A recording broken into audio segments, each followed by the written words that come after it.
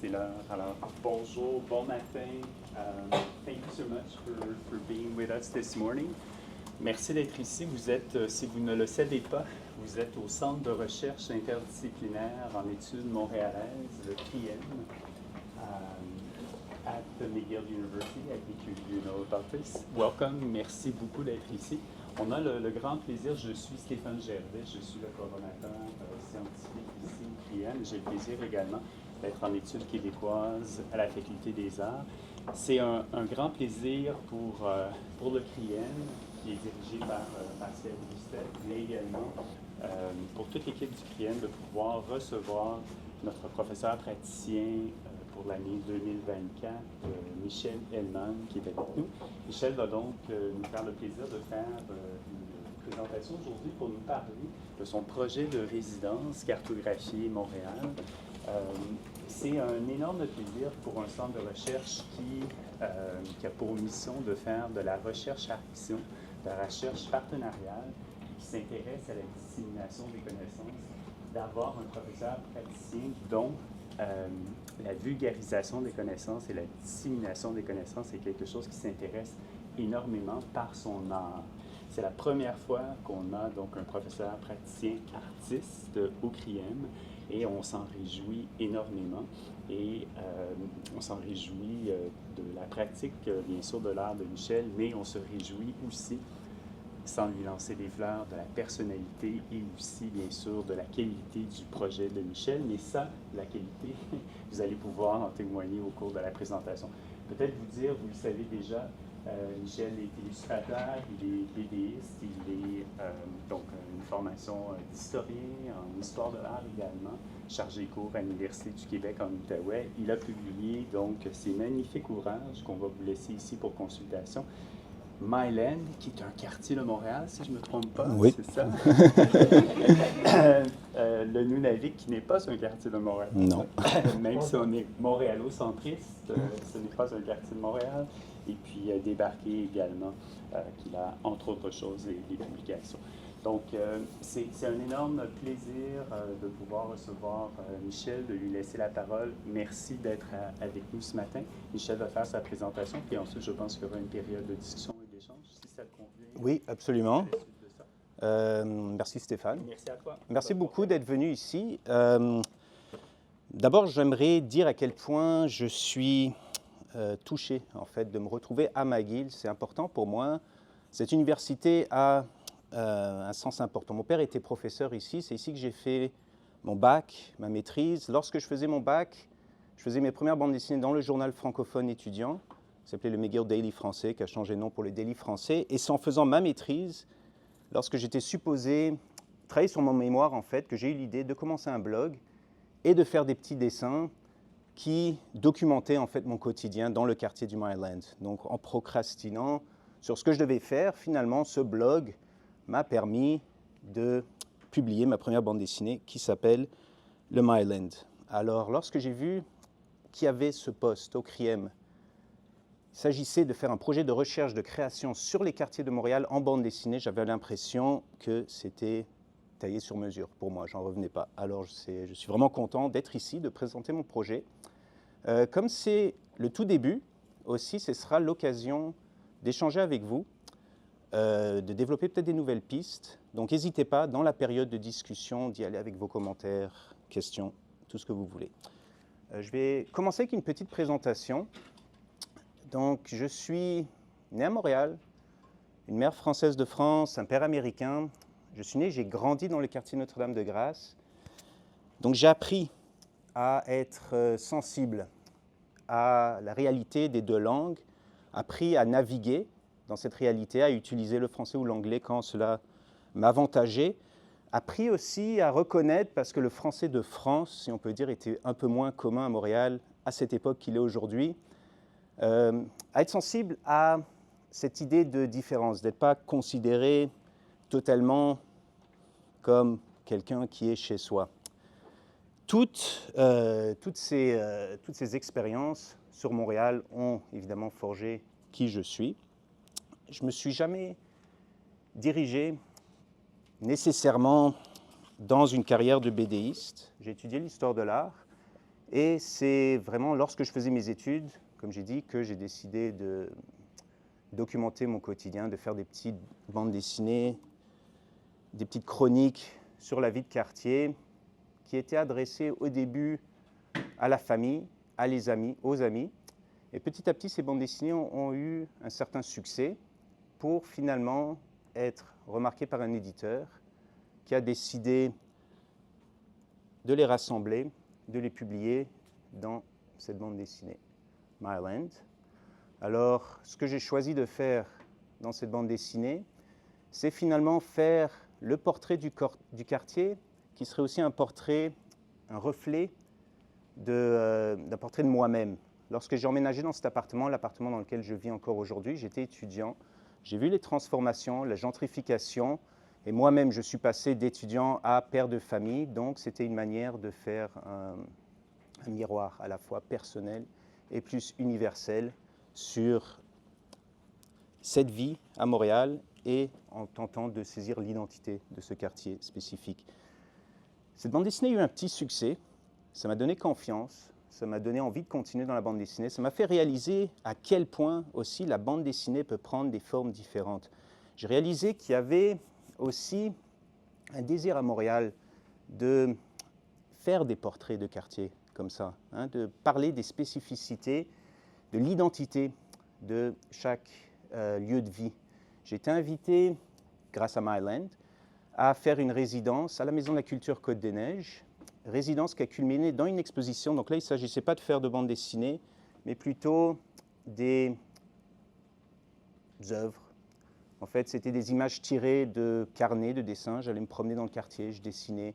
Parfois, c'était des dessins plus d'imagination comme ça, parfois des dessins que je faisais directement en m'asseyant, en regardant ce qui se passait. J'organisais ça dans la salle en utilisant comme cadre des portes commerciales que je trouvais un symbole intéressant pour parler de Côte-des-Neiges, quartier tellement différent entre le haut de la côte et le bas de la côte, entre l'endroit où se trouve l'université, les grandes écoles, l'hôpital, et le bas de la côte qui est souvent la porte d'entrée pour les immigrants récents. Et les portes commerciales, ces petits magasins d'épicerie, ces petits restaurants sont, pour ces immigrants récents, justement des lieux de rencontre, des lieux de partage. Alors l'idée donc de vraiment utiliser encore le langage visuel, utiliser aussi tous les éléments à ma disposition pour faire un portrait de quartier qui soit un peu différent que celui qui est plus statique. La bande dessinée m'a aussi permis d'être invité dans des endroits beaucoup plus reculés que Côte-des-Neiges. Le magazine Géoplénaire lançait un concours de journalisme que j'ai remporté parce que j'ai proposé de faire un reportage en bande dessinée ici, Parc national des Pingaluites, qui venait d'ouvrir à l'extrémité nord du Québec, de la province du Québec, dans le territoire du Nunavik. Je suis allé là-bas, j'ai fait ce reportage, mais cette rencontre avec le Nord m'a profondément marqué et a profondément marqué le style que j'allais donner dans mes bandes dessinées. Je me suis dit qu'au-delà du reportage, ce serait intéressant d'en parler, comme j'ai fait dans Myland, en utilisant le même style graphique, en utilisant le même personnage ours qui est mon avatar, mais pour raconter, avec ce style léger, une réalité qui ne l'est pas du tout. Alors même dans la couverture, comme vous voyez, il y a un jeu avec la composition, hein, comme si c'était finalement le revers d'une même médaille. À la fois le quartier très à la mode, presque rempli qui pousse à la consommation, et ici ce qu'on pourrait qualifier du tiers-monde dans notre propre province. Alors quand je suis allé au Nunavik pour un deuxième voyage, celui que j'ai financé moi-même pour avoir un meilleur aperçu de la réalité des communautés, j'ai apporté beaucoup de carnets. Donc je voulais faire des dessins qui seraient intégrés directement dans la bande dessinée, même si c'est des dessins parfois croches, il y avait beaucoup de moustiques, pas facile de dessiner, mais au moins ça donne un côté plus authentique à cette BD qui devient en quelque sorte un carnet de voyage. Je garde quand même dans mon style l'accès à l'imaginaire, ici pour parler du dépotoir de Kuujjuaq par exemple, où j'utilise l'exagération pour renforcer mon point. Cette rencontre avec le Grand Nord m'a aussi permis de découvrir l'art inuit que je pensais connaître, mais honnêtement, je ne connaissais rien, à part ce qui était présenté peut-être dans les boutiques touristiques du Vieux-Montréal, particulièrement la gravure. J'ai sorti cette petite bande dessinée, petit tirage un peu moins connu, et ce que j'ai choisi de faire, c'est de raconter de manière muette, donc une bande dessinée sans texte, une histoire qui arrivait dans le Grand Nord à la fin des années 60, lorsqu'un bombardier américain s'est écrasé dans la mer Arctique, il transportait des bombes hydrogène, il y en a une qui est tombée au fond de la mer, qui n'a jamais été retrouvée. Ça a eu des conséquences pour l'environnement désastreuses, mais on n'entend presque jamais parler. Ce qui montre à quel point on peut cacher des choses dans ces territoires si immenses où les communications sont difficiles.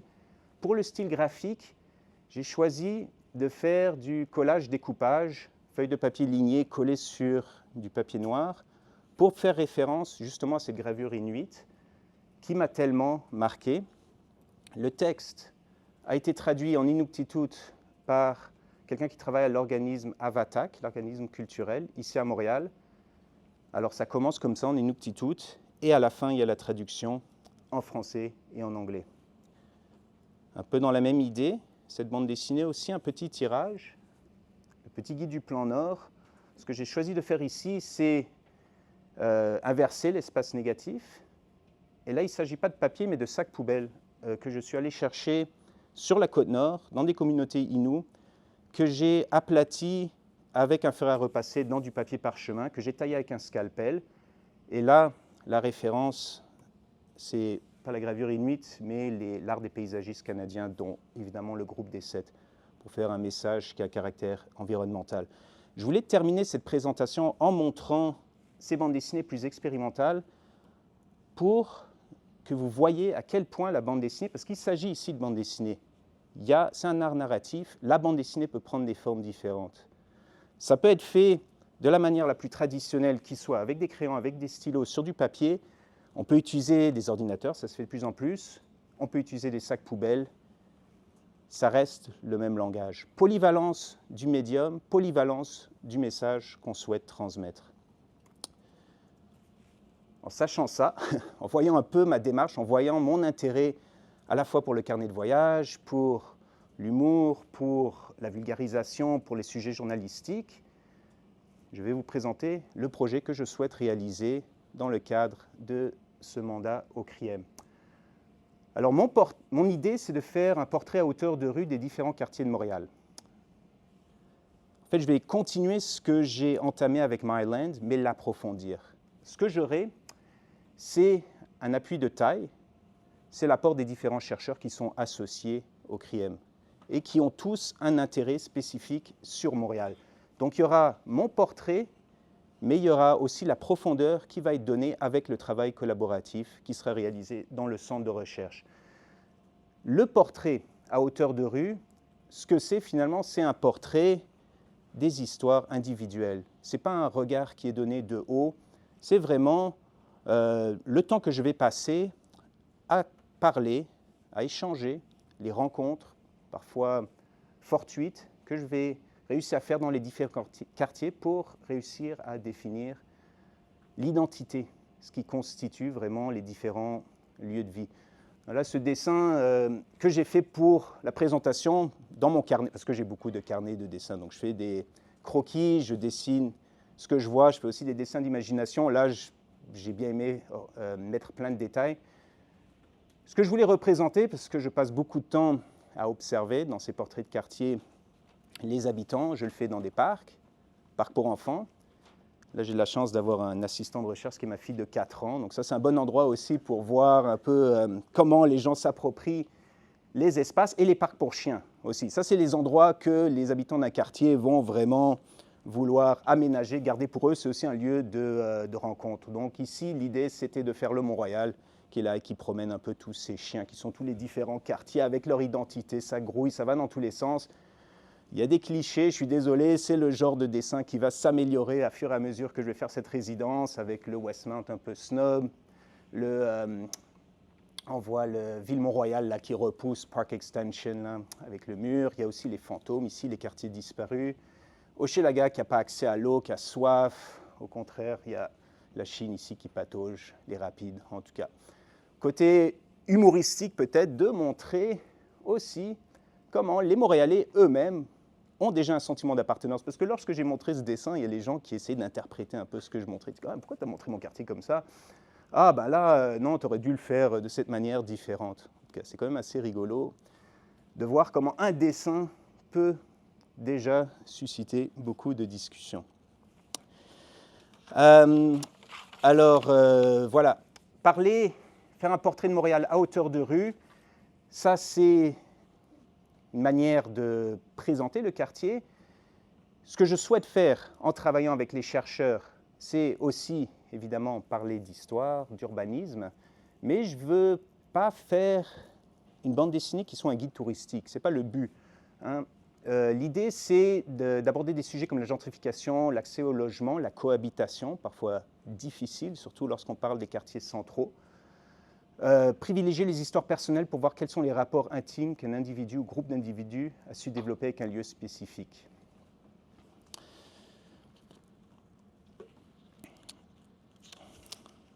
Il y avait quelque chose dans mon projet qui m'a influencé, cette idée de cartographie sensible. Et c'est ça le titre, d'ailleurs, cartographier Montréal en bande dessinée. Ce n'est pas simplement représenter Montréal en bande dessinée, c'est cartographier Montréal en bande dessinée. Lorsque je veux parler d'une cartographie appliquée comme ça à des lieux de vie, j'utilise le terme cartographie sensible. Okay? Cela désigne un genre de cartographie qui répertorie l'expérience personnelle du territoire. Qu'est-ce que ça veut dire exactement? C'est, contrairement à la cartographie scientifique, qui se veut neutre, même si une cartographie n'est évidemment jamais neutre, la cartographie sensible va se concentrer sur les émotions, les histoires, les souvenirs, les sons, les odeurs, les endroits qu'on rêve, les endroits qu'on craint, les endroits qu'on évite dans un territoire donné. Il y a un exemple qui est présenté en ce moment au Centre des mémoires montréalaises, de l'artiste Tania Cassobon. C'est de l'exposition sur le quartier Milton Park. Et je trouve que c'est un excellent exemple d'une cartographie. Alors, ce qu'elle a fait, cette artiste, c'est une broderie. Donc, les histoires des différentes couches, différents habitants aux profils socio-économiques variés du quartier sont représentés, tissés littéralement, dans une carte du quartier. Alors, dans l'exposition, ils auraient pu choisir, comme ça parle de Milton Park, de présenter une carte, le genre de carte qu'on a l'habitude de voir, celle qui délimite les frontières du quartier pour situer exactement le sujet de l'exposition. Mais en présentant une carte sensible, comme ça, on a au contraire l'impression de connaître un peu mieux ce quartier, hein, de connaître les histoires, de connaître aussi les liens d'attachement que les résidents peuvent avoir avec l'endroit dans lequel ils vivent. L'autre exemple lié à Montréal, c'est cette œuvre, en fait une série d'œuvres qui ont été réalisées par Emmanuelle Jacques. Alors elle, ce qu'elle fait lors de ses activités de médiation culturelle, c'est qu'elle place du papier calque au-dessus d'une carte de certains quartiers de Montréal et les participants sont invités à venir apposer avec des tampons qui sont déjà faits des trajets qu'ils ont l'habitude de faire, des lieux importants, des lieux qui les ont marqués, des lieux de souvenirs. Donc c'est une manière pour eux, encore une fois, de s'approprier du territoire. Pour une activité de médiation, l'avantage de ce genre de projet, c'est que ça permet de faire une participation active entre l'artiste et le spectateur. On brise le rapport qu'il existe. Il n'y a pas juste le créateur, il y a vraiment c'est vraiment une activité de participation. Elle a sorti un livre de cette carte sur les quartiers du centre-ville, petit livre d'artiste, petit tirage. Mais là, tout d'un coup, on voit à quel point certains endroits, le même genre d'endroits que nous côtoyons régulièrement, prennent des significations particulières pour certaines personnes. Ça nous permet de les regarder à nos tours d'une manière différente. Alors, ici, j'aime me promener, j'ai trouvé 600 trèfles à 4 feuilles. Là, c'était notre camping d'été, c'est une population marginalisée dont il s'agit. Allons même à des lieux dans la cartographie sensible plus violents. Ici, j'allais me suicider, c'est là que j'ai rencontré ma meilleure amie. Okay. Ça m'inspire beaucoup, ce genre de cartographie sensible, mais je suis bédéiste. Moi, ce que je veux, c'est m'inspirer de ce genre de création participative, de cette manière de donner une nouvelle dimension à un quartier, mais de le faire à travers la bande dessinée. Ce n'est pas une idée complètement folle, parce que cartographie et bande dessinée, c'est un langage qui est quand même très similaire. Comme dans la cartographie, la bande dessinée utilise des symboles qui se veulent universels. On veut qu'on puisse comprendre ce langage. C'est aussi un art de la simplification, de la stylisation. On retrouve régulièrement des cartes dans des bandes dessinées qui situent le récit et qui sont même intégrées au récit dans le même style graphique. Il y a un côté esthétique même à la carte qu'on va mettre dans la bande dessinée. On va la faire dans le même style qu'on va utiliser dans le reste de la bande dessinée, donc ça ne paraît pas comme si on faisait sortir le lecteur complètement de la narration. Au contraire, c'est une manière de le guider. Comme dans la cartographie, la bande dessinée est généralement placée, les dessins d'une bande dessinée sont généralement placés dans des cadres, ce qui permet, au-delà de la carte, habituellement placée au début, qui vient vraiment situer l'action, de situer des cartes ou même des fragments de cartes directement dans la séquence de la bande dessinée, sans que cela paraisse particulièrement choquant, étonnant, ou même de l'intégrer carrément dans le dessin. Okay. Alors tout ça, c'est des idées qui m'inspirent. Utiliser la cartographie sensible, utiliser le langage de la bande dessinée, parce que je veux vraiment rester dans le style classique de la bande dessinée. Mais comment je souhaite m'y prendre? Parce que c'est facile de faire des exposés comme ça, de montrer les influences, mais comment concrètement je souhaite réaliser ce projet?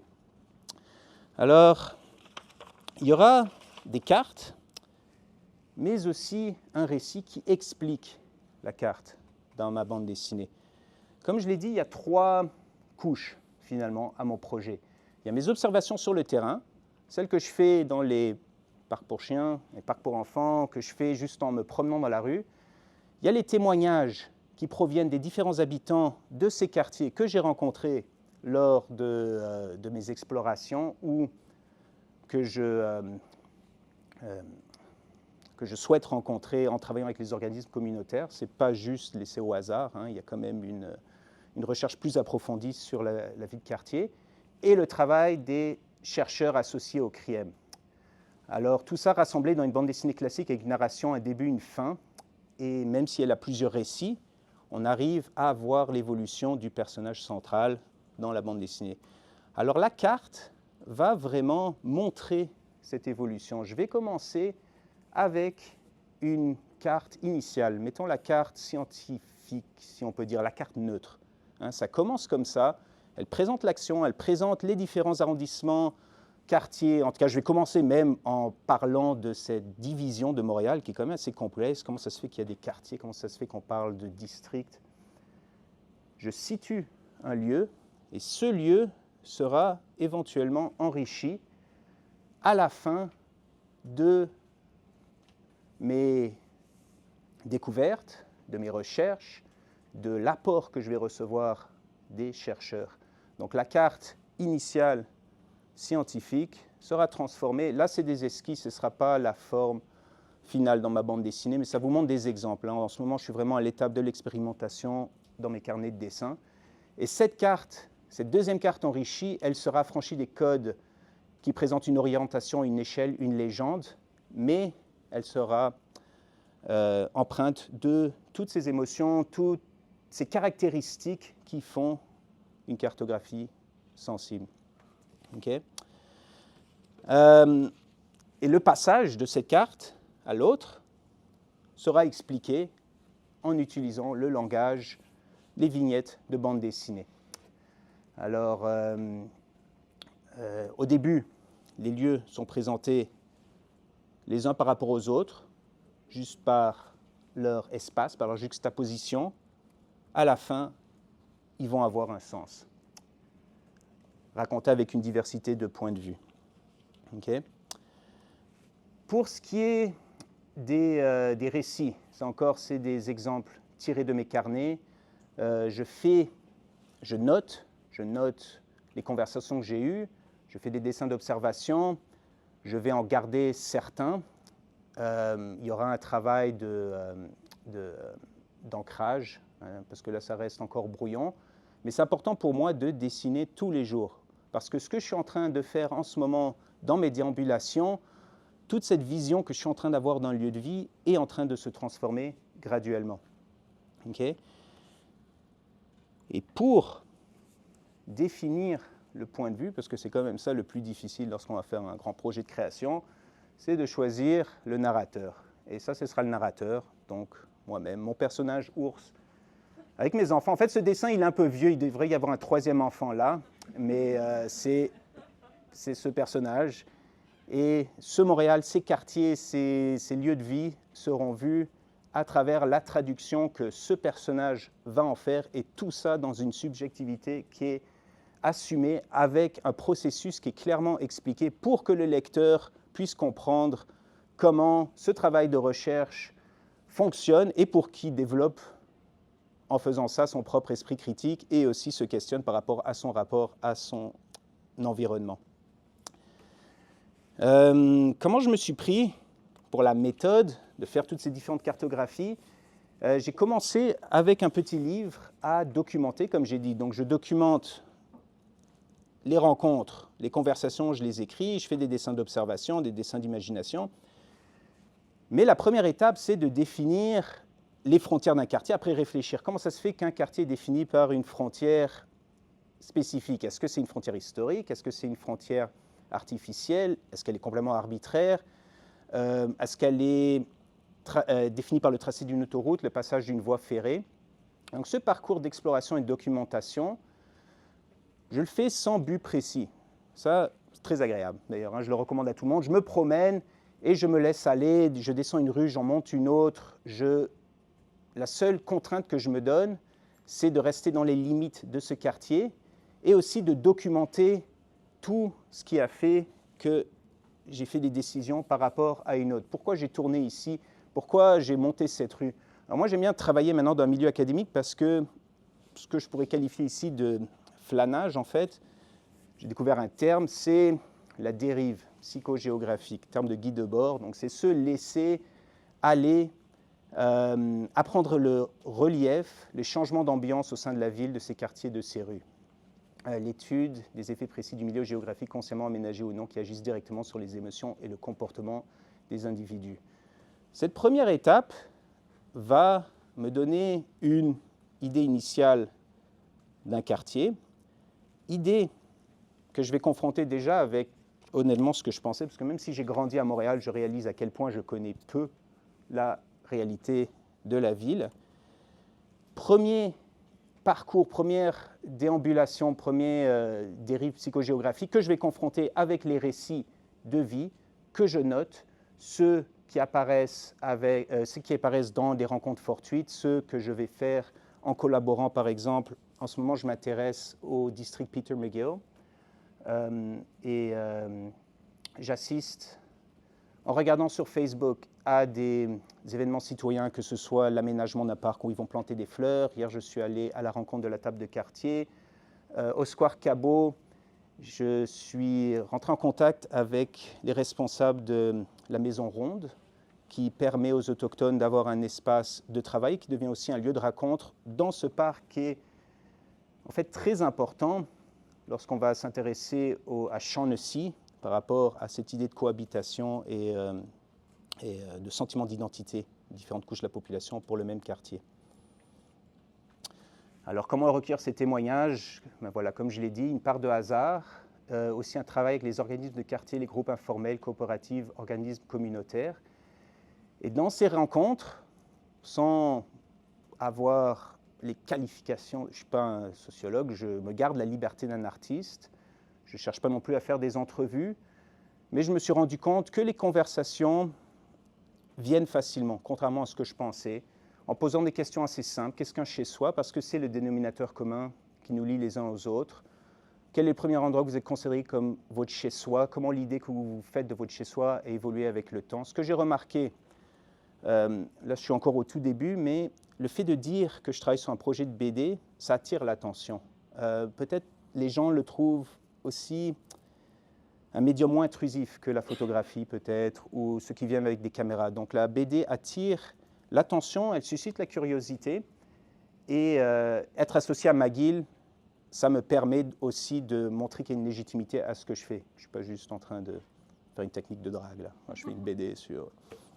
Alors, ce qui m'a surpris, parce que là, je montrais les possibilités dans la bande dessinée, dans mon projet de faire cette deuxième étape, je penserais qu'elle serait plus difficile qu'elle l'est en réalité. Je pensais que ce serait plus pénible aussi, parce que peut-être plus timide, d'approcher les gens, mais en fait, c'est cette étape qui est la plus enrichissante, et je pense qu'il va vraiment, en tout cas à ce moment, comment je le vois, le projet va vraiment donner une dimension unique à mon travail. Il faut juste que je réussisse à bien l'intégrer. Et finalement, la troisième partie qui est la recherche. Donc ça, c'est le travail des différents chercheurs qui vient complémenter le tout, qui va donner une consistance et une profondeur à l'ensemble. Alors, moi, je me donne la liberté d'un artiste. Il y a mon regard, mais j'ai envie de valider, par exemple, ce que je suis en train de présenter avec des chercheurs, et des chercheurs de disciplines différentes. Lorsqu'on parle de ça, c'est important que je présente un petit peu ce que j'entends par vulgarisation et bande dessinée. Ça fait depuis quelques années qu'on s'intéresse de plus en plus. En tout cas, la BD a atteint la légitimité culturelle. C'est plus considéré comme un médium pour les enfants. En Europe, c'était déjà comme ça depuis longtemps. Ça a pris un peu plus de temps en Amérique du Nord. Maintenant, plus personne remet en question la légitimité culturelle de la bande dessinée. On commence à se rendre compte aussi qu'il y a un potentiel dans le milieu académique pour utiliser la bande dessinée pour faciliter la compréhension de concepts abstraits. L'avantage, le premier avantage, c'est le côté ludique, accessible, ludique, en tout cas humoristique, même si la BD ne se veut pas un style humoristique, mettons que graphiquement c'est plaisant à l'œil, donc c'est une manière de diffuser son travail de recherche, de le faire connaître. Mais au-delà de ça, pour un chercheur qui a l'habitude de concevoir son travail d'une manière textuelle, avoir quelqu'un qui le met en dessin, ça donne tout de suite une dimension totalement différente à son travail.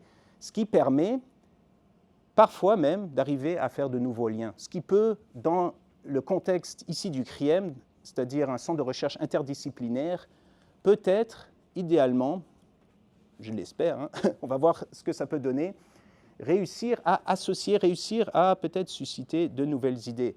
Le défi pour les chercheurs, parce que j'ai déjà fait ce genre de travail de vulgarisation et je suis en train de continuer à le faire ici, c'est de trouver une manière d'être plus clair dans la bande dessinée, plus clair parce qu'ils doivent pouvoir me l'expliquer à moi, mais aussi parce que dans la bande dessinée, il y a la contrainte de l'espace, et ça c'est important. Tout le monde aime l'idée que je mette en dessin son travail. C'est quelque chose qui, en tout cas, qui plaît à de nombreux... Ça peut y aller dans plusieurs disciplines différentes. Tout le monde aime cette idée, cette possibilité-là. Et moi, ce qu'il faut, avec les discussions, c'est faire comprendre clairement que lorsqu'on parle de faire une vulgarisation en bande dessinée d'un sujet de recherche, il faut garder en tête que la bande dessinée a une limite par rapport au format. On ne peut pas tout mettre. Alors, c'est un langage, la bande dessinée, qu'on apprend à lire, à intégrer depuis qu'on est tout jeune, mais il y a beaucoup plus de complexité dans la composition d'une case qu'on pourrait penser. Il y a le dessin, il y a le texte qui est dans les bulles, il y a aussi un texte qui pourrait apparaître dans une cartouche ici. Alors, ce qu'il faut, c'est jongler avec l'importance qu'on va donner parfois au texte, parfois au dessin. Choisir de ne pas mettre du texte du tout ou laisser le contraste entre ce qui est écrit dans le texte et ce qui est montré dans le dessin jouer sur l'imagination du lecteur. Donc cette danse finalement entre le texte et le dessin, avec chaque fois un des partenaires qui dirige la danse, ça fait partie de la construction d'une bonne bande dessinée. Une autre chose qu'il faut se dire, c'est que contrairement à un film, la bande dessinée n'impose pas un temps de lecture. Le lecteur, il peut passer beaucoup de temps sur une case, mais généralement, il va aller vite. Donc on peut aussi utiliser ça à notre avantage. Peut-être se concentrer sur une première partie du récit, mais encourager, avec des détails qui sont bien placés, à passer plus de temps à décoder pourquoi il y a un élément spécifique dans le décor plutôt qu'un autre. Et en dernier, il y a cet espace dans la bande dessinée, entre les cases, qu'on appelle la gouttière. Et ça, c'est spécifique à ce langage. C'est là où se situe l'ellipse, donc le passage du temps. Et dans cette ellipse, le lecteur, il doit venir reconstituer certains éléments. Alors parfois, cette ellipse peut être une ellipse d'un passage du temps qui s'échelonne sur plusieurs années, comme ici, ça c'est des cases de ma bande dessinée Myland, où on comprend que je parle ici de l'évolution du quartier avec les différentes couches de la population qui sont venues s'installer. Parfois, l'ellipse peut être immédiate. Et jouer avec cette ellipse, laisser en fait au lecteur le soin de reconstituer l'image qui manque, ça peut être très enrichissant dans un travail de collaboration, justement. On parlait de cette idée de faire des nouveaux liens. On est tellement même conditionné à reconstruire dans cette gouttière l'image qui manque que quand on met deux images qui n'ont rien à voir, on va essayer d'inventer une histoire. Est-ce qu'il s'est endormi? Est-ce qu'il a manqué l'avion? Est-ce qu'il y a une histoire tragique qui se passe? En tout cas, c'est ça la magie de la bande dessinée. Et quelque chose qui va être à la fois un défi pour les chercheurs, à la fois quelque chose de très enrichissant, à la fois pour eux et pour moi-même. Donc voilà, il ne faut pas chercher simplement à illustrer la recherche, livrer l'information. Ça, c'est l'erreur qu'on voit régulièrement avec ce genre de collaboration. Le chercheur va vouloir tout mettre dans l'espace restreint d'une case, mettre le plus d'informations possible.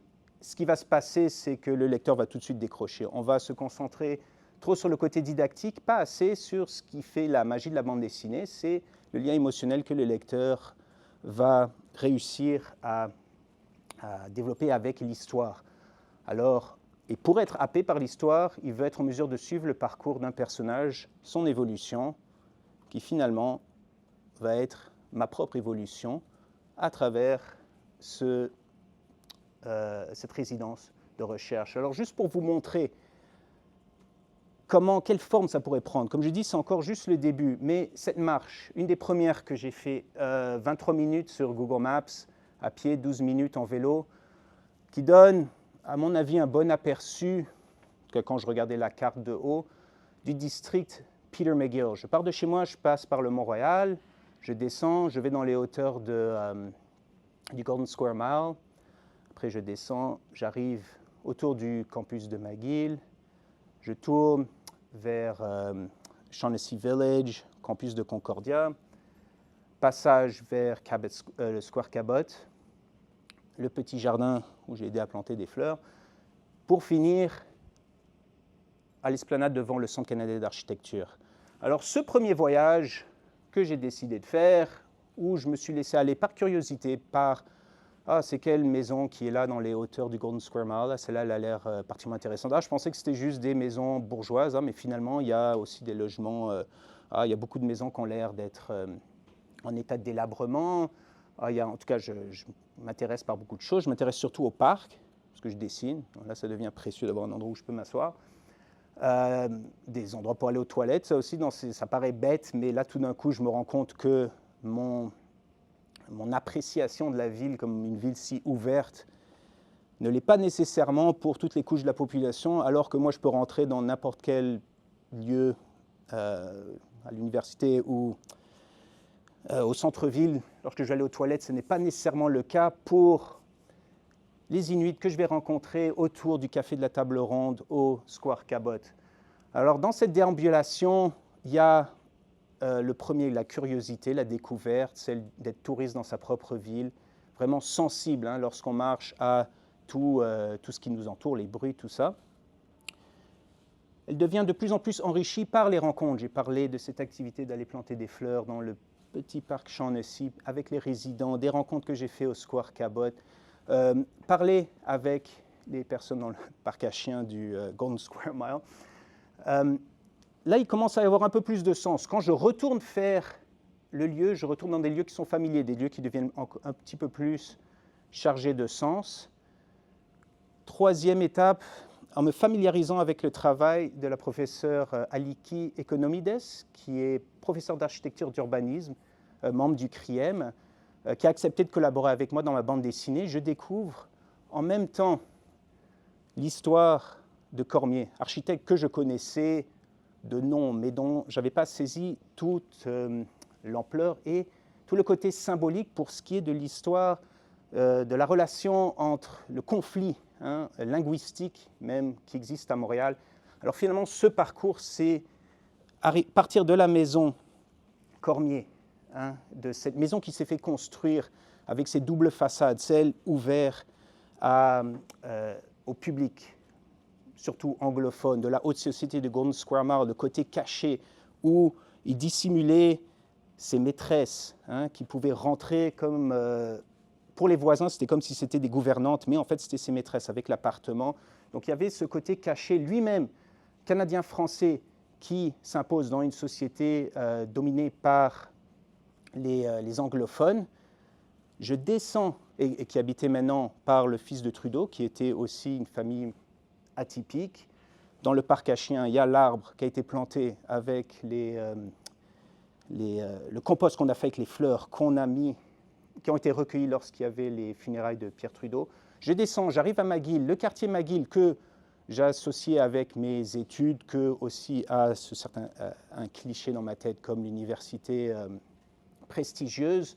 Je me rends compte que la réalité de beaucoup d'étudiants est beaucoup moins facile qu'on pourrait penser, qu'il y a dans les résidences universitaires, que ce soit à McGill ou à Concordia, aussi quelque chose qu'on pourrait dire sur le lieu de vie, l'appartenance.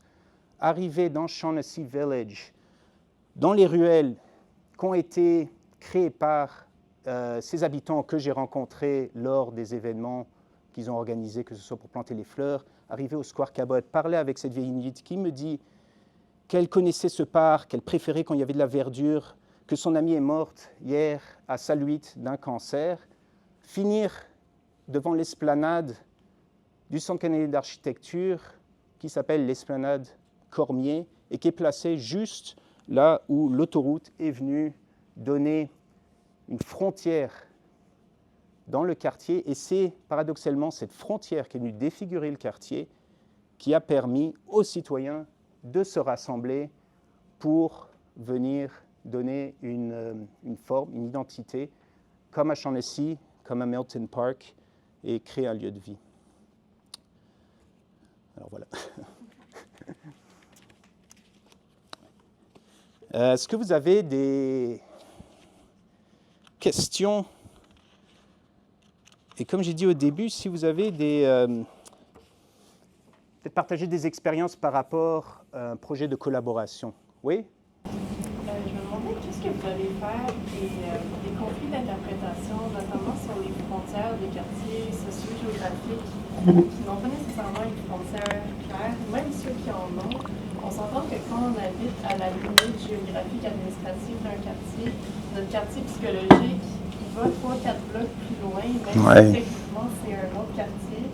Alors je me demande si vous avez réfléchi à une façon de représenter cette espèce de zone tampon, ou est-ce que c'est pas clair?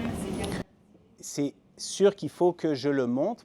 Donc il y a la carte officielle, si on peut dire, et après dans la carte enrichie, il faudrait que je montre à quel point parfois ce qu'on désigne comme le quartier n'est pas les limites de ce qu'on considère aussi comme le quartier. C'est un bon point. En fait, c'est super important que je montre le contraste entre ces deux approches. Des questions semblables. Comment représenter des lieux qui ont des significations très différentes pour différentes populations, différents individus? Des endroits où certaines personnes se sentent super bien à la maison, comme à l'université par exemple, et quelqu'un qui voit comme étant un mur impassable. Oui, ben merci, merci d'avoir emmené ce point, je voulais en parler. C'est ça la magie de la bande dessinée, justement. Alors, les décors, dans ma bande dessinée, très simple, mon style graphique assez simple, mais en parlant de ce qu'on peut montrer dans les cases, ce sera justement un de ces aspects-là. Comment le décor neutre va changer au fil du récit et au fil selon la personne qui raconte son récit. Alors là, je parlais de la ville ouverte. La ville, comment moi je la considère, ça me surprend à quel point, lorsque je me promène dans le Golden Square Mall, comment ces grandes maisons bourgeoises ont des petites clôtures, comment j'ai l'impression que je peux rentrer dans n'importe quel bâtiment public. Mais par contre, pour la femme inuite, si on va utiliser cet exemple, qui me racontait sa vie dans le Square Cabot, elle, sa représentation des bâtiments doit être complètement différente, et ça, je peux le montrer dans la bande dessinée. Ce serait plus comme des monolithes, des endroits complètement fermés. Oui? Là, j'ai 2 ou 3, mais je vais poser une question. Avez-vous songé à faire une édition qui mélange les langues? Parce que le langage que la personne parle est très important dans un lieu comme Shaughnessy Village ou Cabot Square, parce que j'ai beaucoup passé du temps là-bas, surtout pendant le COVID, parce que Cabot Square, c'était un lieu comme, il n'y avait presque pas de COVID, ce n'était pas nécessaire de porter les masques, il y avait des services, etc. Aussi, j'ai écrit quelque chose sur Cabot Square, mais ce n'est pas une bande dessinée.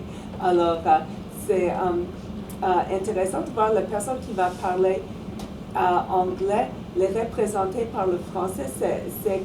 Il va avoir une édition en français, il va avoir une édition en anglais, il va avoir peut-être une édition en inuktitut et en langage mohawk. Je ne sais pas comment, Kiankehaga.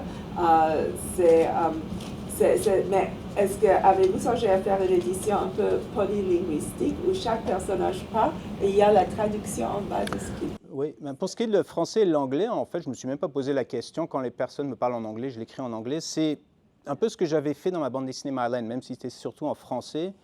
Quand les personnages parlaient anglais, je les laissais comme ça, sans traduction en français. L'éditeur avait accepté, il disait que c'est la réalité du quartier.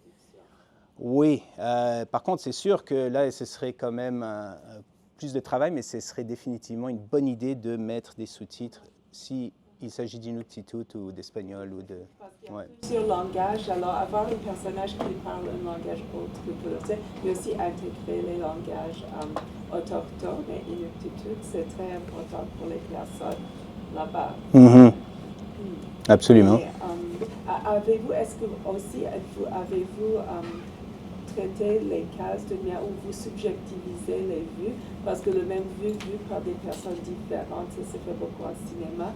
Alors, comme il y a la Kester Street, quand on voit la rue par l'homme, le père, la mère, l'enfant, et je crois qu'on le voit, j'ai oublié parce que j'ai vu le film il y a très très longtemps, mais c'est possible qu'on le voit aussi par le chien. OK. Ah oui. Les lieux se transforment. Je ne sais pas si c'est intéressant dans le bande dessinée de subjectiviser les cases. Oui, oui, c'est définitivement un exercice que j'ai envie de faire, pour revenir aussi à cette idée de concevoir même le territoire, comment il peut prendre un aspect différent selon la personne qui parle. Mais tout ça va être expliqué clairement que c'est à travers mon point de vue. Donc il y a différentes traductions qui s'opèrent dans le récit. Il y a la traduction que moi je vais faire en tant que BDiste, traduire ce que les chercheurs vont venir me proposer, traduire aussi cette rencontre, ce dialogue que j'ai eu avec quelqu'un et qui va être présenté dans la bande dessinée. Oui? Oui? J'ai une question sur comment est-ce que vous vous intéressez aussi à d'autres sens que la vision? D'autres sens que la quoi? Que la vision, de l'audition par exemple. Et comment est-ce qu'on retranscrit de l'audition dans une BD? Il y a les onomatopées, ça c'est pas pour la bande dessinée, je dirais que c'est quand même assez pratique de faire ressortir les sons. On peut le faire de manière créative. En tout cas, c'est le genre, ouais. Quartier a son identité sonore également. C'est clair. Et puis moi, dans mes dérives psychogéographiques, s'il y a quelque chose qui me faisait tourner là, c'était surtout quand il y avait du bruit. Alors là, hop, je tourne. Ou la recherche du soleil aussi. Enfin, tout ça, c'est des choses... Je pense que le son, ça pourrait être facile à montrer en bande dessinée. Même des choses plus abstraites comme les odeurs. Il y a toujours l'utilisation de symboles visuels. En tout cas, il y a des petits codes graphiques qu'on peut utiliser là, que le lecteur pourrait reconnaître. Oui. Mais cette fois-ci, je comprends bien, ça va être une accumulation de récits, donc le quartier va être assez plein, mais est-ce que vous avez... Oui, mais c'est toujours à travers mon point de vue. Alors, je raconte le point de vue de la personne, mais on sait que la personne s'adresse à moi. Hein. Je veux dire, moi, je suis un peu... Mon histoire, c'est le fil conducteur dans tout ça. Ma question, ça serait, est-ce que vous avez déjà représenté l'inconnu, les espaces non connus d'un quartier? Parce qu'on a toutes nos limites géographiques de certains espaces de la ville. J'ai par hasard vu 2 fois cette semaine la même conversation avec 2 personnes différentes sur les espèces de trous noirs qu'on a dans notre carte mentale de la ville. Ah. Même si on habite Montréal, il y a toujours des morceaux de la ville. Mon chum appelle ça le Father War, comme dans les jeux vidéo. C'est comme un espace dans ta carte qui est juste du gris. Tu sais pas c'est quoi qu'il y a là parce que tu n'es jamais allé. Je me demande si vous avez déjà fait des traitements par rapport à... Non, là j'ai l'impression qu'en fait, tout, si je vais revenir à cette première carte, là, tout le Montréal que je pensais connaître, c'est des espaces gris. Comment on appelle ça, les coumènes, ou en tout cas j'ai oublié le terme là dans les cartes du Moyen-Âge, là, mais tout ça c'est un Montréal que je pensais connaître, mais en fait c'est terra incognita. Là. Alors chaque dérive que je suis en train de faire est en train de... je pense que le problème honnêtement c'est que je réalise à quel point c'est ambitieux de vouloir parler de tout ça. Là. Je vais me concentrer par District Peter McGill, sortir des frontières, j'ai commencé à le faire, aller dans Little Burgundy, aller tout ce qui est le plateau, tout ça. Donc je suis en train d'étendre un petit peu dans les quartiers centraux, mais c'est un travail de recherche, de découverte qui est immense, qui est infini. Et ce que j'aimerais que le lecteur fasse en lisant ma bande dessinée, c'est de continuer à se constituer cette carte, celle que j'ai présentée dans mon livre, la continuer dans sa propre tête. Oui? Oui? Oui, ma question c'était comment votre recherche change dépendamment des saisons. Surtout, vous parlez des parcs de chiens, je pense. Oui. Davantage l'été, puis surtout les municipalités, les quartiers au bord de l'eau durant l'été. Beaucoup de gens qui marchent et qui font du vélo, mais l'hiver, c'est tout autre chose. Est-ce que vos lieux d'observation changent dépendamment de, par exemple, la neige ou le froid ou d'autres endroits où les gens vont se réunir? Oui, certainement, c'est un point super important. Et d'ailleurs, quand première journée ici, je commençais à regarder les vieux livres sur Montréal, que ce soit des livres de photos, des livres de poésie, et c'est toujours organisé en saison. C'est quand même un des signes. Une des choses qui vient caractériser Montréal, là, c'est l'hiver. C'est évident, surtout pour ces lieux qui sont les parcs. Quand j'ai commencé au Criem, c'était le début quand même du printemps. On commençait à s'asseoir dehors, mais c'est sûr que l'hiver, tout ça va changer. Ce que je me suis dit, ce que je pourrais faire, c'est me mettre une limite. Mettons que mon projet va durer 1 an. Après 6 mois, je recommence dès le début. Les mêmes parcours que j'avais fait au début, je les refais 6 mois plus tard. Et donc là, je compare. Et là, peut-être ce serait une bonne idée, déjà pour pouvoir cerner le projet, voir où est-ce que je serai rendu dans 6 mois, et aussi pour montrer, donner le portrait le plus réaliste d'un endroit, vu à travers les saisons. Oui. Comment ça se déroule concrètement la collaboration avec les chercheurs? Comment ça va s'incarner? Oui. Alors là, ce qui va être difficile, c'est que c'est des chercheurs avec des profils variés. Comme j'ai dit, parce que ça fitait bien avec ma première exploration de Golden Square Mile, j'ai pris connaissance du travail de Aliki. Mais sinon, ce que je suggère de faire, c'est de rencontrer déjà les directeurs d'Axe. Je vais commencer avec les directeurs du CRIEM, dans des lieux à Montréal qui sont importants pour eux. Et petit à petit, cela va ouvrir des nouvelles pistes de réflexion. Là, je rencontre cet après-midi le séminaire, la classe de séminaire d'urbanisme de Guillaume Métier, justement. Donc tout ça, ça va donner aussi des dimensions de recherche. Mais pour l'instant, il y a l'histoire, l'architecture, l'urbanisme. C'est un peu comme le Montréal du passé et puis le Montréal qu'on aimerait concevoir pour le futur. Et moi, je suis un peu la vision du Montréal présent. Mais j'aimerais rajouter à ça d'autres dimensions. Et je vais être obligé d'éditer aussi, de faire des choix. Je ne peux pas tout mettre. Alors, dans cette première étape, c'est vraiment de m'ouvrir au plus de collaborations possibles et après choisir lesquelles rentrent dans mon récit ou non. Donc c'est plus au début. C'est plus pour t'influencer finalement. Oui, ben là j'ai pris connaissance de ce qui se faisait au CRIEM. Ce livre sur Montréal, par exemple, présente des collaborations, en tout cas des différents... voilà. C'était pas le but hein, de le... Mais je pense que cette idée de collaboration, ce serait... il faudrait la voir comme une manière de mettre en bande dessinée ces différents regards sur Montréal. Mais plutôt que de le faire de manière qui va un peu dans tous les sens, qui pourrait être le danger de ce genre de projet, il y a vraiment mon personnage narrateur, celui qui arrive naïvement, hein, j'ai dit subjectivité assumée, naïveté exagérée même, mais qui découvre ça. Donc de cette manière, le lecteur découvre tout le travail des chercheurs à travers mes yeux. Oui? Comment est-ce que vous représentez les souvenirs? Parce que je comprends que c'est quand même un portrait actuel de la ville, mais les gens vont vous raconter nécessairement des souvenirs de quelqu'un qui habite un quartier pendant 40 ans. Est-ce que le souvenir va être représenté comme un petit flashback en dessin ou c'est seulement raconté dans une bulle? Comment est-ce que vous traitez les mémoires? Raconter dans une bulle, ça c'est graphiquement quelque chose qu'on reconnaît tout de suite. Ça fait penser au rêve, mais il y a d'autres techniques qu'on peut utiliser dans la bande dessinée, c'est de passer d'un style à l'autre. Style en niveau de gris avec des traits à l'encre, là, qu'on voit dans mes bandes dessinées. Là, tout d'un coup, ce serait quelque chose où j'utiliserais plus du crayon ou du fusain, par exemple, là, côté plus vaporeux. Oui? J'ai une question par rapport justement au choix de ce qui va dedans. J'ai beaucoup aimé votre réflexion sur l'ellipse.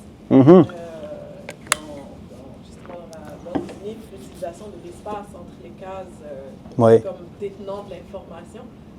J'aurais aimé vous entendre un petit peu plus là-dessus sur comment est-ce que vous faites le choix justement de ce que vous mettez, ce que vous ne mettez pas, ce que vous gardez, de comment vous voulez que le lecteur fasse le lien et comment vous le faites de deux manières, en tant que BDiste et en tant que chercheur, parce que je pense que ce n'est pas exactement la même... Oui, c'est une bonne question. Il n'y a pas de secret, il faut vraiment faire beaucoup de brouillon, avec des petits traits, des petits bonhommes allumettes. Le maître de l'ellipse, c'est Hergé, celui qui faisait Tintin, et il y en a un exemple qu'on montre tout le temps lorsqu'on va parler de l'ellipse en bande dessinée, c'est dans Tintin au Tibet, il y a le capitaine Haddock qui monte, il a quelque chose dans l'œil et puis il monte le mauvais escalier pour aller dans son avion. Et après, dans la case suivante, on le voit juste, il est blessé, puis il y a le test de l'air qui est en train de l'aider. Je ne sais pas si... Oui, merci. Il y en a qui ont la référence tout de suite dans la tête. Mais avant d'arriver à ces deux cases qui sont vues comme un exemple du travail d'Hergé, comme maître de l'ellipse, comme maître d'utiliser ça, cette séquence pour faire de l'humour, il y a les brouillons d'Hergé. Et on voit qu'il y a eu des séquences où le capitaine Haddock qui tombe, où on le voit se relever, on voit qu'il a mal et ça ne marche pas dans le récit. Donc ça, c'est le choix de l'auteur de bande dessinée, voir ce qui marche ou pas. Par contre, après le passé, par le regard du chercheur, il y aura un travail de va-et-vient. Hein. Il y a le travail déjà de comprendre, de saisir un peu le projet du chercheur, de comprendre comment ça peut s'intégrer dans la bande dessinée. Et après, il y a l'étape de validation, où on envoie le brouillon au chercheur pour qu'il regarde, pour qu'il voit « Ah, ben ça, tu devrais rajouter ça, ça ne marche pas ». Et aussi, dans cette étape, avoir un assez bon dialogue pour qu'il se permette de dire « Ah, ben non, ce serait, là, je ne comprends pas, là, ce serait mieux de rajouter ça. » Mais ma question est pour vous en tant que chercheur. Parce que Ah, mais moi, je ne suis pas le chercheur. Moi. L'information, tout ce que vous rassemblez comme information, j'aime beaucoup vos dérives. J'ai écrit sociogéographique, mais c'est psychogéographique. Oui, moi aussi, j'aime bien ce... Ouais. Vous générez de l'information, donc c'est ça, c'était un peu pour savoir vous, oui. Choix, comment vous faites le choix de l'information. Oui, alors là, j'ai encore une technique.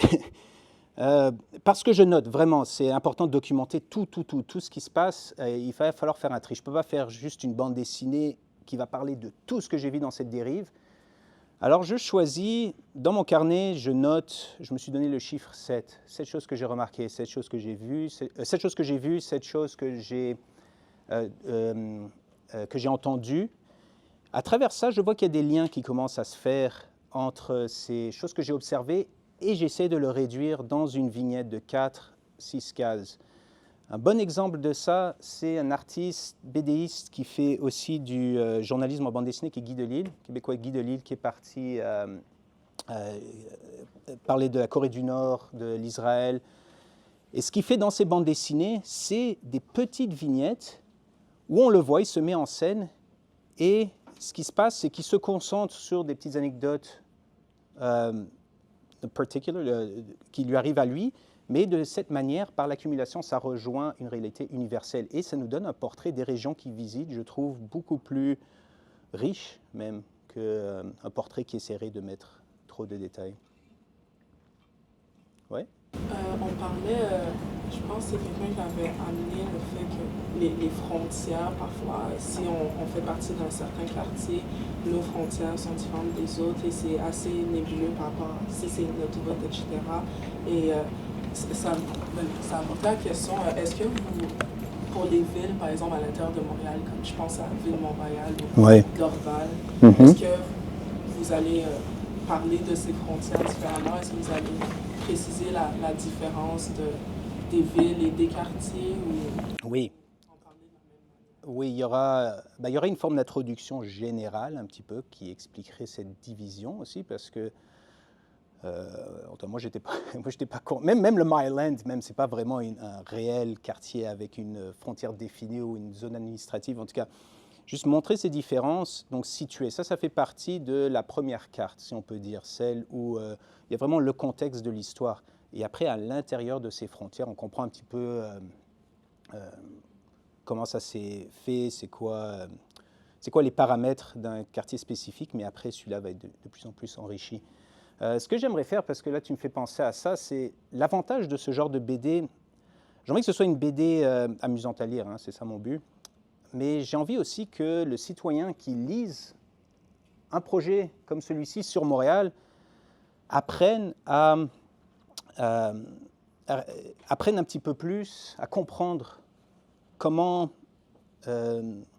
sont les mécanismes de gouvernance d'une ville pour pouvoir lui-même peut-être prendre les rênes, pour pouvoir être l'acteur du changement, comme les groupes citoyens qui essayent désespérément d'attirer plus de gens du quartier. En tout cas, ce genre de BD peut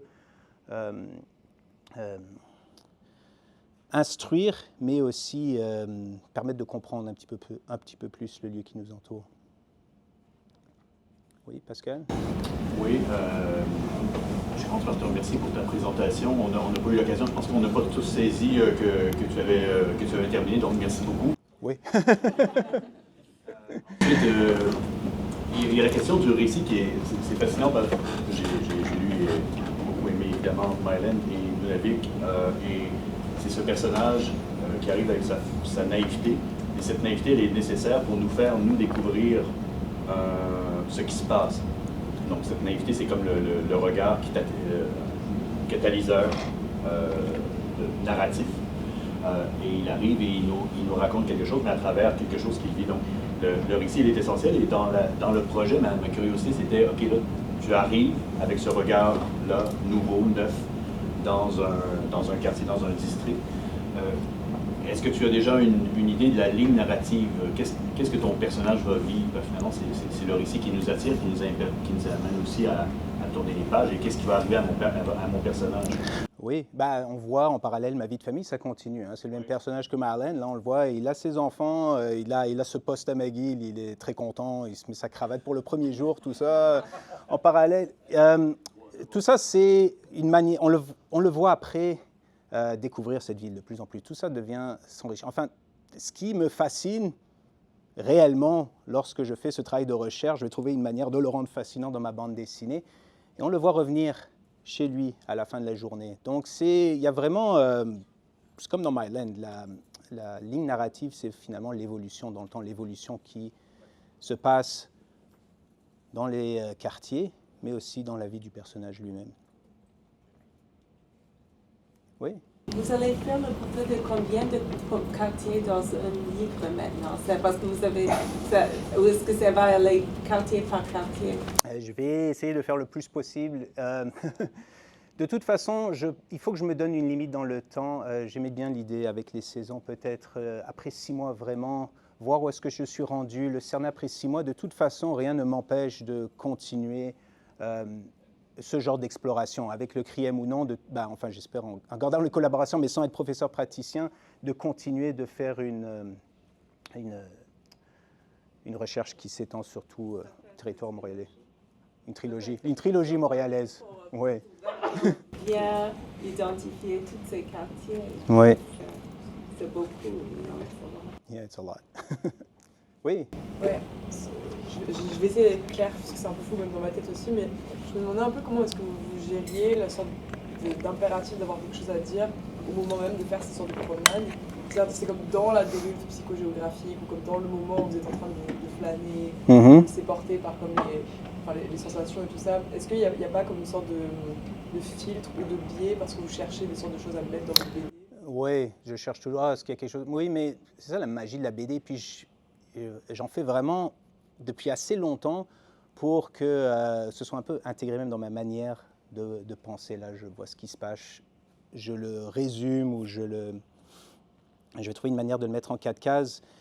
Mais c'est sûr que là, ça va complètement affecter cette première étape qui est la dérive si je cherche quelque chose. Là, il faut vraiment que je sois, à ce moment-là, complètement libre. Après, il y a le travail de réflexion derrière où je note vraiment tous les petits détours que j'ai faits. Petit à petit, surtout lorsque je fais ça plusieurs jours de suite, là, je peux voir un lien qui peut se faire, qui peut se prêter mieux à une vignette, une case, peut-être 2 pages de bande dessinée. Est-ce que ça répond à ta question? Merci. Oui. J'essaie de formuler le plus clairement possible. Je sais que vous ne pouvez pas parler de tous les quartiers. Je sais que plusieurs Montréalais, Montréal, on dit que c'est le sentier Rosemont, Hochelaga, puis tout. Puis passer la 25, l'est de la 25, on dit que ça n'existe plus, c'est plus Montréal. Ouais. Fait que je me demandais si vous pensez parler un petit peu de ce petit bout de quartier qui est souvent oublié, même dans les médias. Puis tout, pourtant, c'est la population comme la pauvre. Puis c'est un désert alimentaire, il n'y a pas de métro, rien. Puis ça reste que c'est des Montréalais. Je me demandais si vous pensez parler un peu de ce bout de quartier. Puis mon autre question aussi, est-ce que vous pensez parler justement de ceux qui ont habité vraiment au centre de Montréal, mais qui n'ont pas eu le choix justement de migrer dans l'Est, parce que justement, avec la gentrification puis tout, parce que souvent on a l'impression que ça s'arrête vraiment dans la... Voyons, bien c'est pas mal ça. Oui. Je ne sais pas si je suis claire. Oui, oui, tout à fait. Mais la gentrification, c'est un sujet qui me touche beaucoup, puisque moi-même, dans mon grand appartement dans le Myland d'un Montréal d'une autre époque, j'ai l'impression qu'il y a une épée de Damoclès et qu'éventuellement, je vais être rénovicté. C'est un aspect que je vais certainement illustrer. Comment le faire justement en parlant des expériences des gens. Pour ce qui est des quartiers qu'on pourrait qualifier d'excentrés, j'avais fait un travail à Rivière-des-Prairies justement. J'avais fait travailler avec Côte-des-Neiges, mais Rivière-des-Prairies, aussi des grands panneaux illustrés qui étaient présentés à l'extérieur. Et j'ai trouvé ça fascinant. La découverte de ces endroits que je connais très peu, mais aussi évidemment qui font partie de Montréal. Donc ce serait certainement quelque chose que j'ai envie d'associer à mon projet. Oui. C'est un peu niaiseuse, mais j'imagine que l'ouvrage va être beaucoup plus volumineux en termes... Oui, ah oui, un peu Myland, c'est quand même... Oui, ça c'est clair. Ça va être... c'est déjà entendu que ça va être en maison d'édition. J'en ai parlé à l'éditeur de Pao Pao et puis il avait l'air ouvert par l'idée. Donc c'est sûr qu'il faudrait, à fur et à mesure que le projet prenne forme, là il y aura un travail de editing, de choisir ce qu'on veut mettre, ce qu'on veut enlever, puis travailler avec lui, mais là je ne suis pas encore rendu là. Mais oui, il y a une ouverture de la part de l'éditeur définitivement. Puis le reste du matériel qui ne sera pas choisi pour la BD, est-ce que tu avais des idées de ce que tu voulais faire avec ça? Le quoi? Le matériel que tu vas écarter. Le matériel que je vais écarter. Les croquis, les notes, tout ça. Est-ce qu'il y a quelque chose que tu veux faire avec ça? Je sais, j'ai pas pensé. Pour l'instant, je garde tout dans des boîtes. L'idée après, c'est de faire, publier les carnets de recherche. Oui. Oui, c'est sympathique. Oui, mais dès que j'ai l'impression que quelque chose va être publié, après je fais trop attention et puis on perd la spontanéité. Je préfère dans des carnets comme ça que ça reste un peu un foutoir, là. Voilà. Oui. Vous avez dit que votre personnage évolue avec vous, et que Ouais. vous avez 3 enfants. Ouais, j'en parle beaucoup. Ouais. Avec les enfants, ou est-ce que vous Ouais. voyez intégrer cette expérience familiale Ouais. dans la cartographie censée? Absolument. Là, je disais à la blague, mais je trouve que les parcs pour enfants, c'est un endroit super intéressant pour voir la vie de quartier, pour voir le contraste qui peut se faire entre les nouveaux arrivants, les habitants de longue date. Mais ce n'est pas le genre d'endroit où j'ai envie de m'asseoir avec mon carnet tout seul non plus. Donc, y aller avec ma fille de 4 ans, et elle, en plus, très enthousiaste à l'idée de faire ça. Je trouve que c'est parfait pour explorer. Et comme je l'ai dit, je montre toutes les étapes de cette recherche. Le lecteur est emmené avec moi, donc il voit, même avec, j'imagine, parfois, il pourrait y avoir des choses humoristiques qui vont se passer lorsque je me promène avec ma fille. Sinon, j'en ai fait des dérives avec mon garçon un peu plus vieux aussi. Là, c'était plus vers le Vieux-Montréal aussi, un endroit que je connais sans connaître. Mais là, j'étais sensible à ce que lui choisissait de faire. Hein. Quelle rue il allait choisir de prendre, quel tournant il allait faire. Tout ça, c'est des choses que je note. Est-ce que je vais les garder? Je ne sais pas, mais en tout cas, c'est toutes des choses qui pourraient venir enrichir mon récit. Oui. Deuxième question. Est-ce que vous vous inspirez aussi des données issues des démarches participatives auprès des citoyens, tout ça? Oui. Ça peut... Oui, les Jane's Walk, en tout cas, il y en a beaucoup qui sont organisés. Ce que j'ai fait, c'est que je me suis,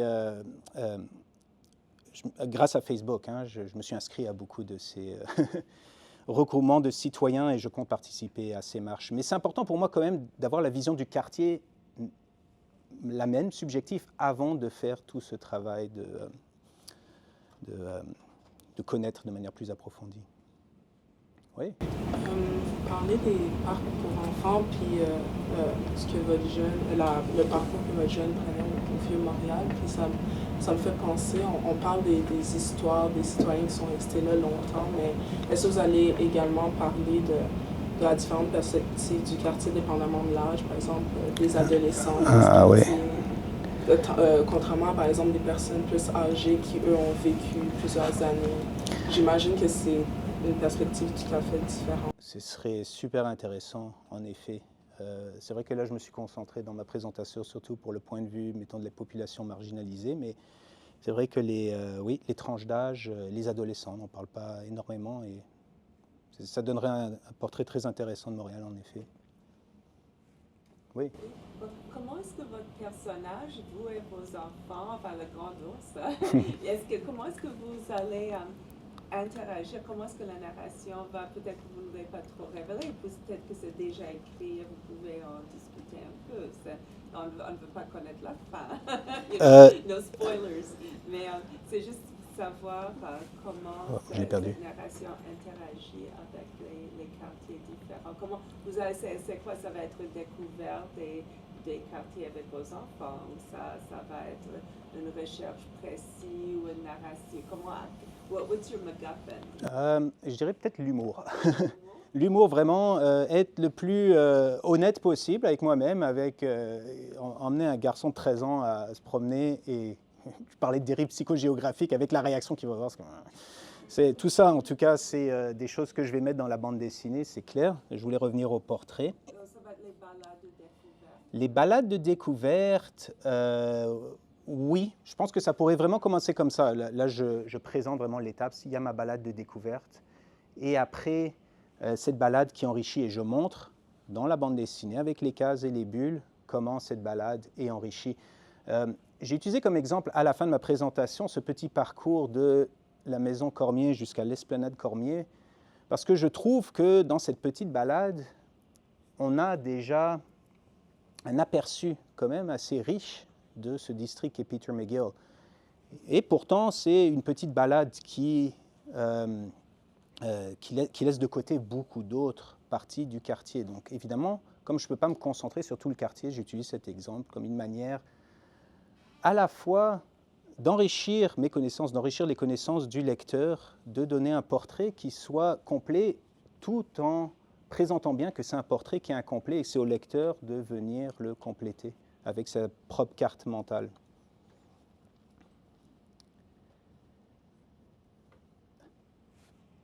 En tout cas, pas grave, j'ai perdu l'image. Ah voilà, ok. Est-ce qu'il y a d'autres... Merci en tout cas pour tous ces commentaires.